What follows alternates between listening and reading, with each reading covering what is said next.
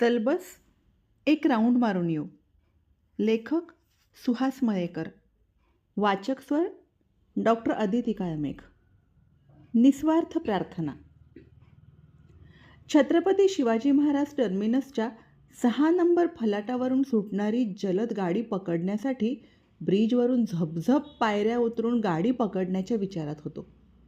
ती गाडी चुकली असती तर वेळेवर न पोहोचल्याने कदाचित माझं खूप नुकसान होणार होतं. गाडी भरून सुटण्याच्या बेतात होती. फलाटावर कोणीच नव्हतं. मी ब्रिज पळत उतरायला सुरुवात केली आणि गाडी सुरू झाली. तेव्हा लक्षात आलं, माझ्या पुढे एक अपंग मनुष्य माझ्यासारखाच जीवानीशी पण एक पाय आणि एक कुबडी असा पायरीवरून उतरत पळत होता.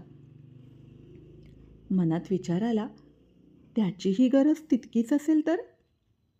मी पायऱ्या उतरून गाडी धावत पकडू शकेन, पण त्याचं काय? 10 सेकंदाने कोणाचा जीव जाणार नाही, पण गाडी थांबली तर मात्र एका जीवाचा फायदा होणार आहे. देवा, काही कर, पण तुला गाडी थांबवावीच लागेल. त्याच्यासाठी प्रार्थना केली. गाडी चक्क 100-150 फुटांवर येऊन थांबली आणि त्याला व्यवस्थित गाडीत चढता आलं. शेकडो लोकांनी त्याला आधी पळताना आणि नंतर गाडी मिळाली हे बघून सुस्कारा सोडला. दुसरी गोष्ट, संध्याकाळी 7-7:30ची वेळ होती. ती संधीप्रकाश. ठाण्याला उतरल्यानंतर नेहमीप्रमाणे रेल्वे रूळ ओलांडून बस स्थानकाकडे चाललो होतो. तिथे पोहोचण्यासाठी बरेच रेल्वे रूळ पार करावे लागतात. झपाट्याने निघालो होतो. इतक्यात घुम आवाज करत ट्रॅक बदलला गेला. सोबतच कुत्र्याचं भीषण केकाटणं ऐकू आलं. तिकडे लक्ष गेलं आणि धस्स झालं. रेल्वे रूळ बदलले जातात त्या सांध्यात एक कुत्रं अडकलं होतं आणि जीवाच्या आकांताने ते आता ओरडत होतं. इतक्यातच त्या ट्रॅकवर गाडी आली तर डोळ्यांदेखत एक प्राण भीषण अवस्थेत निघून जाणार होता. आजूबाजूला तर कोणीच नव्हतं आणि ते कुत्रं केविलवाणं विव्हळत होतं. जवळ गेलो आणि त्याची जीव वाचवण्याची धडपड आणि त्याच्या नजरेतली माझ्यासाठी आरसवे पाहिली.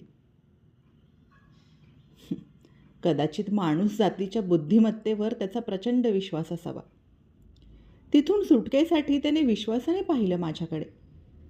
पण मी सुद्धा ते पाहून हतबल झालो होतो, असहाय्य होतो. काय करू शकत होतो? मी तशीच आर्जवे केली. काही कर देवा, हे कुत्रं मला सोडवून पाहिजे.